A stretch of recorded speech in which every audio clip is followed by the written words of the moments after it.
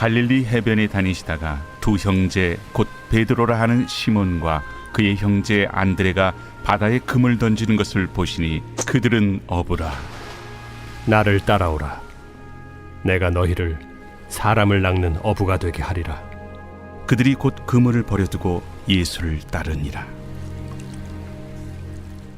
거기서 더 가시다가 다른 두 형제 곧 세베대의 아들 야고보와 그의 형제 요한이 그의 아버지 세베대와 함께 배에서 금을 깁는 것을 보시고 부르시니 그들이 곧 배와 아버지를 버려두고 예수를 따르니라. 할렐루야. 우리의 반석 되시는 하나님께서 오늘도 여러분들과 함께 하시기를 간절히 소망합니다. 오늘 우리가 살펴볼 인물은 사도 요한입니다. 요한은 헬라어로 요한네스라고 하며 요한은 은혜로우시도다 라는 의미입니다. 사도 요한은 갈릴리 벳세다 사람으로 세베대와 살로메의 둘째 아들로 그의 형은 야고보였습니다. 그는 어머니 살로메가 예수님의 어머니의 동생이었기 때문에 주님과는 외사촌 간의 관계였습니다. 그는 25세경 세례 요한의 제자가 되었으나 갈릴리 바다에서 고기를 잡던 중에 예수님의 부르심을 받고 형 야고보와 더불어 주님의 제자가 되었습니다. 12 제자 중 예수님을 측근에 항상 따라다니며 섬겼던 세 사람, 베드로, 야고보와 더불어 함께한 한 사람이었으며 성격이 급하고 다혈질이었기 때문에 예수님께서는 그와 그의 형 야고보를 가리켜 보아너게 우리의 아들이라는 별명을 지어주기도 하였습니다. 그러나 오순절 성령 강림의 체험을 통하여 성품이 바뀌어 사랑의 사도가 되었습니다. 그는 유일하게 12 제자 중에 순교를 하지 않고 고난 중에서도 끝까지 살아나 성령님의 영감을 깊이 받은 사도가 되어서 요한계시록, 요한1서, 2서, 3서, 독수리 복음으로 알려진 요한복음을 집필하게 되었습니다. 주요 생애를 살펴보면 요한은 갈릴리 바다에서 어업을 하던 세베대의 아들로 태어나 24세까지 아버지를 도와 어부 생활을 하며 살았습니다. 부유한 집안의 덕택으로 그는 그의 형 야고보와 더불어 젊어서 공식적인 교육기관으로 알려진 회당에서 교육을 받고 자랐으며 예루살렘에도 체류하며 지냈던 관계로 보아 대제사장 가야바의 가족과 먼 인척 관계에 있는 것으로 보이기도 합니다. 그는 AD 27년에 주님의 부르심을 받고 AD 30년까지 3년 동안 제자로서 주님을 섬겼습니다. 그의 부친 세베대는 그 기간 동안에 죽은 것으로 보이고 따라서 살로메는 예수님을 섬기는 일에 전념을 하며 지낼 수 있었던 것으로 보입니다. 요한은 베드로와 달리 예수님이 잡히던 밤에 그 자리를 피하였으나 끝까지 쫓아가 제사장 가야바 집에 들어오지 못하고 있었던 베드로를 들여보내 주었으며 예수님께서 십자가에 달리실 때에도 그 자리에 어머니와 언니인 마리아와 함께 있었습니다. 주님이 이를 보시고 자신의 동생들도 아닌 요한에게 어머니 마리아를 부탁하였습니다. 그 후 그는 예수의 어머니 마리아를 예루살렘에 있는 자기 집으로 모시고 가 그녀가 죽을 때까지 봉양하였으며 20년간을 예루살렘을 떠나지 않고 교회를 지켰으므로 사도 바울은 그를 가리켜 교회의 기둥이라고 불렸습니다. 그는 주님의 모친이 돌아가신 이후에 주변 지역을 다니며 선교 활동을 하였으며 각 지역마다 세워진 교회들을 감독하기에 편리한 장소인 에베소를 택하여 머물렀습니다. 이는 그 당시 세계 각 지역으로부터 많은 무리들이 모여드는 도시가 에베소였음을 볼 때 복음의 중심지가 될 수 있었음을 믿었기 때문입니다. 그는 AD 85년경 요한복음을 기록하였으며 이어 AD 90년에 요한1서, 2서, 3서를 기록하였고 AD 95년에는 반모섬에 유배되어 요한계시록을 기록하였습니다.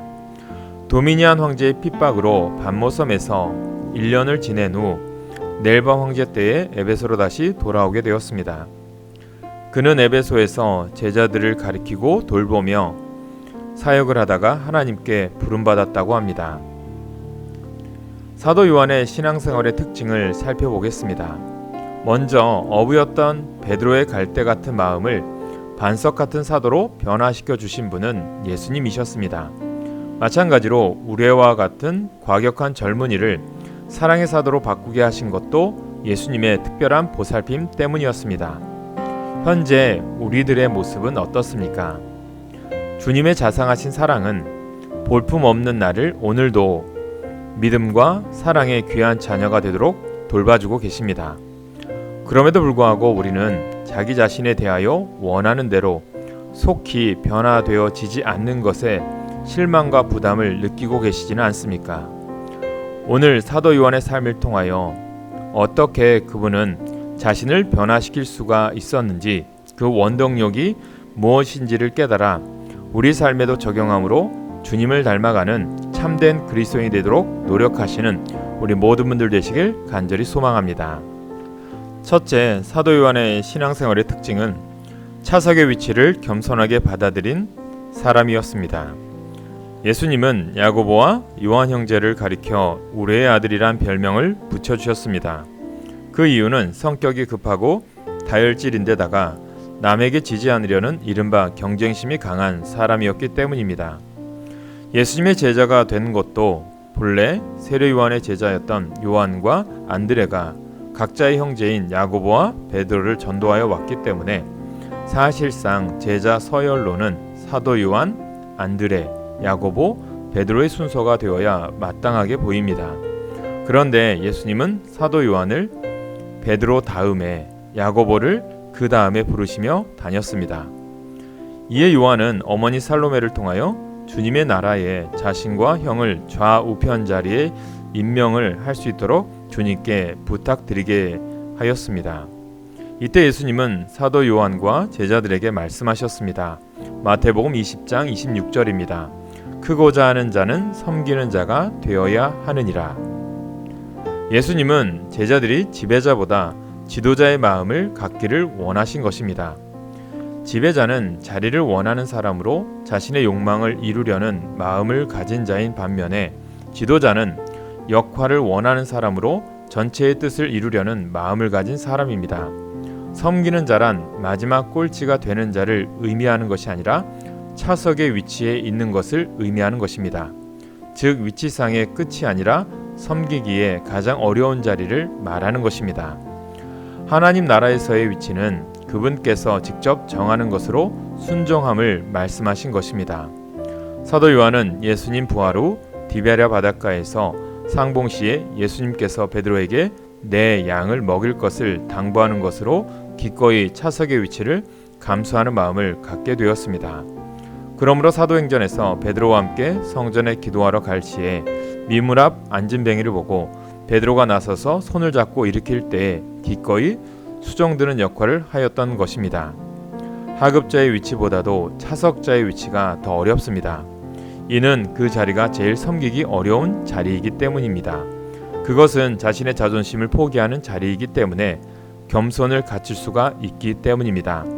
여러분 모두가 하나님 앞에 겸손함으로 맡겨진 일이 때로는 차석자 같은 모습일지라도 잘 감당하고 섬기는 일에 앞장설 때 주님의 은혜와 복이 넘치게 하실 줄로 믿습니다. 둘째, 사도 요한은 봉양의 위치를 기꺼이 받아들인 사람입니다.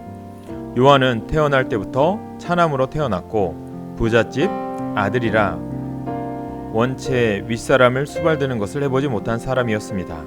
그런데 십자가에 달리신 예수님께서 자신의 어머니 마리아를 봉양해 줄 것을 부탁받게 되었습니다. 마리아에게는 친아들, 딸들이 여러 명 있었는데도 예수님이 자신에게 맡기신 것은 이해가 잘 가지 않는 일이었습니다. 그러나 그는 마리아를 잘 맡아서 그녀가 고령으로 돌아가실 때까지 수십 년간을 정성껏 보살펴 드렸습니다.